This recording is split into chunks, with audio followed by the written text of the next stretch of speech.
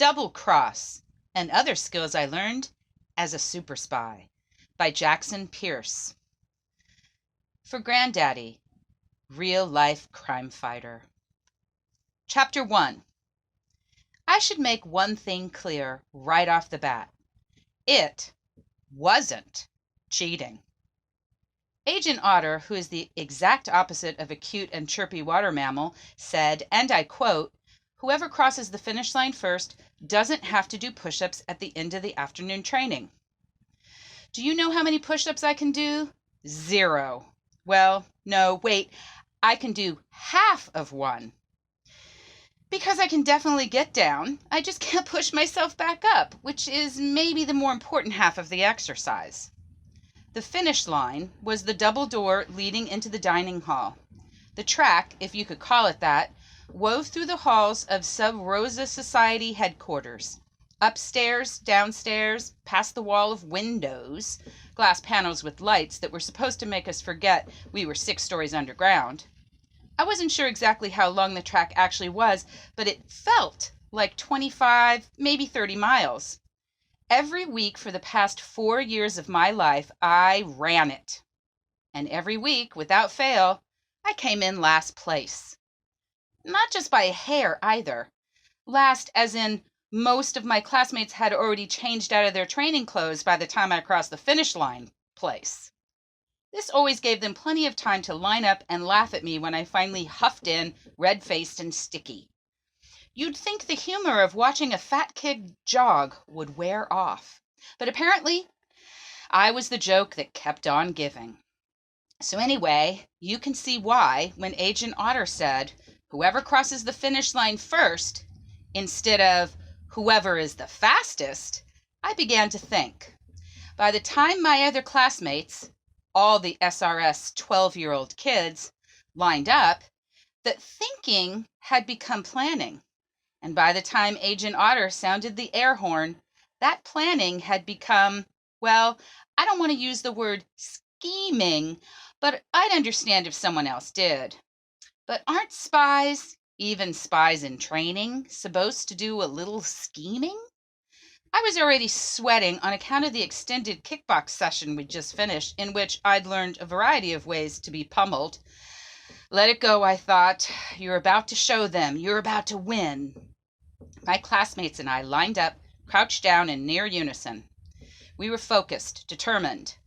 Otter snorted at us, which I guess was large, brutish man language for ready?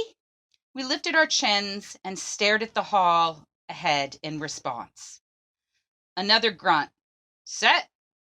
We lifted our butts in the air, then froze. No one moved, not a muscle, not a hair.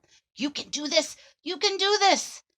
From the corner of my eye, I could still see Walter Quattlebaum. As usual, he was wearing a t-shirt with the sleeves cut off to better display his admittedly impressive shoulder muscles. Even crouched, he was obviously the tallest guy in class. Less obvious, but still noticeable, was the idea of a beard growing around his chin. Who had a beard at 12? Walter Quattlebaum, that was who. Last year he was skinny and short, and his hair stuck up in the front like a crest on a fancy breed of chicken. Last year he failed the physical exam right along with me, a single exam that kept us from becoming junior agents. Last year he was also my best friend.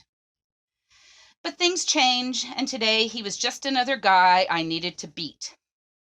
And I had a plan, all worked out, for how I was going to do that. The air horn sounded, ricocheting off the concrete walls. My classmates jolted forward. I was a second behind them, but only a second. We charged down the hall, sneakers squeaking furiously on the floor. The first stretch was a straightaway, a mad dash for the staircase. The other kids were, of course, faster, their ponytails and legs and impressive shoulder muscles steadily becoming farther and farther away. Walter hit the stairs first, taking 3 or 4 at a time. I was flying, well, for me anyway, almost to the first step. Mission: win Agent Otter's cruel and unusual punishment race. Step 1: skip the stairs. I took a sharp right, away from the others. My lungs were beginning to burn. My toes were getting that awful tingly feeling, but I had to keep going. Alarmed agents lifted their eyebrows as I passed their open office doors.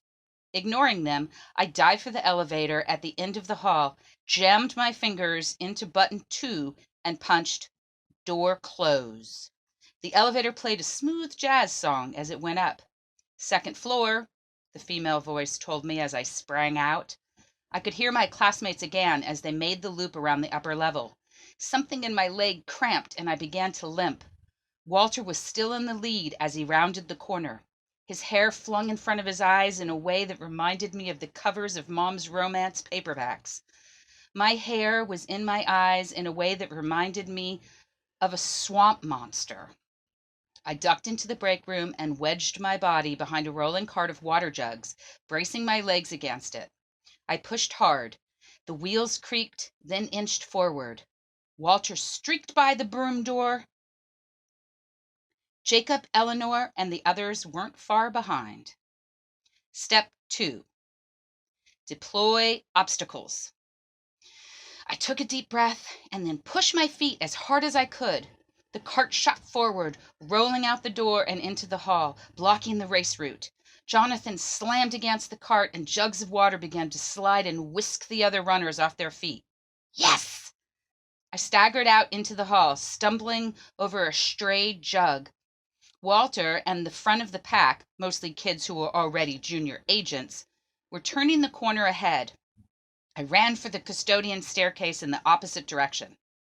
I knew where all the dry storage rooms, electrical closets, and staircases were at SRS.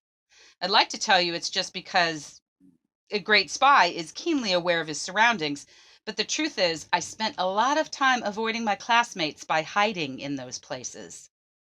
That time, however, was about to pay off. Step 3. Use carefully researched alternate route. I flung open the door of the staircase, hurtled over a mop. Okay, it was more of a stumble, almost face plant, rather than a hurdle, and slid down the first few steps. Bursting through the first level door, I cut across the hall through the disguise department. Hale? What do you think you're doing? Hey, stop! Shrieked a woman meticulously painting a prosthetic nose. I grabbed onto her bookcase to help turn a corner. Its display of wigs on styrofoam heads crashed to the floor. Fake hair scattered everywhere. I kept going, plowing through the copy room, sliding on stray bits of printer paper. The production studio was ahead, filled with desks and props for making fake newscasts, anonymous clips, and the occasional staged wedding video for when senior agents needed to pose as a married couple. I heard footsteps pounding on the carpet nearby. I was just in time. Step 4. Everyone takes a trip. I crossed into the production room, grabbed a cable on the closet camera, then squeezed behind the green screen. I yanked the cable taut as the footsteps rounded the corner.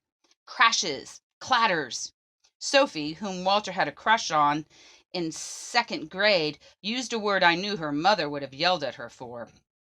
The green screen in front of me floated down across the scrambling bodies of my classmates. Was that all of them? It was impossible to tell from the limbs and loose shoes thrashing around under the fabric.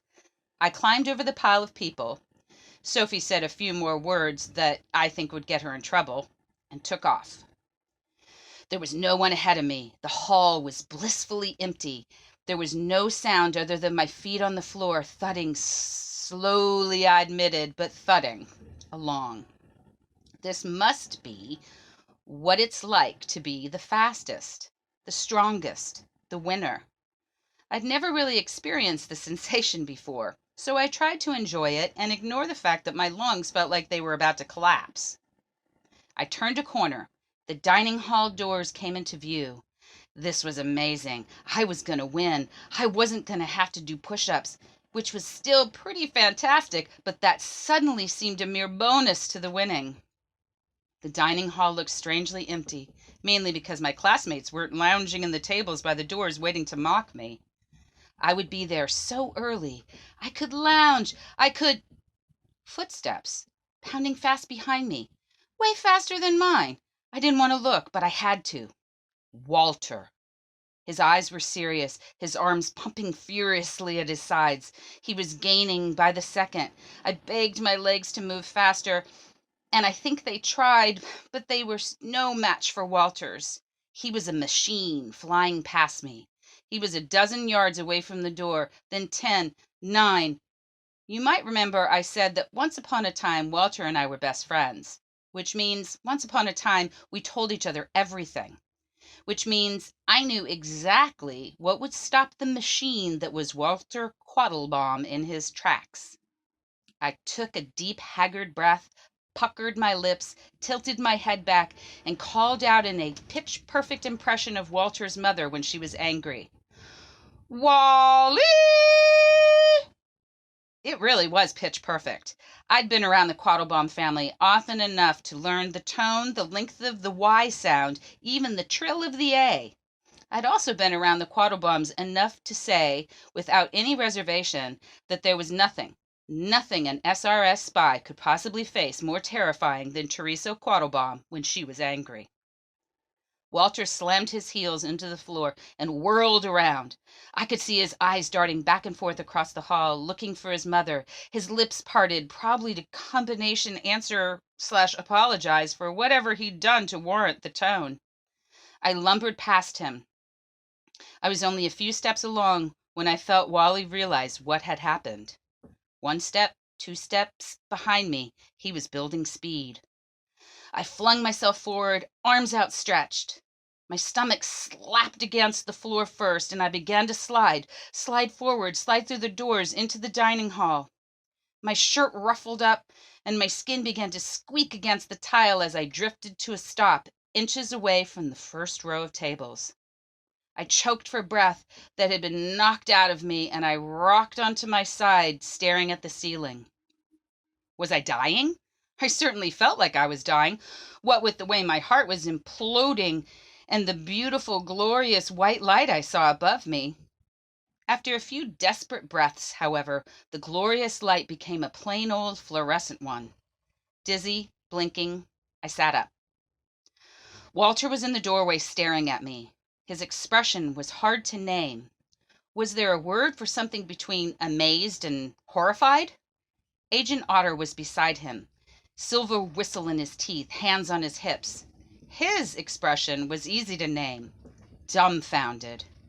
He was dumbfounded, with his knees slightly bent, his eyes wide, his brows furrowed, like he had been about to whistle in the race winner, but someone hit pause at the exact moment he saw it was me. Wait, it was me. Step 5. Win.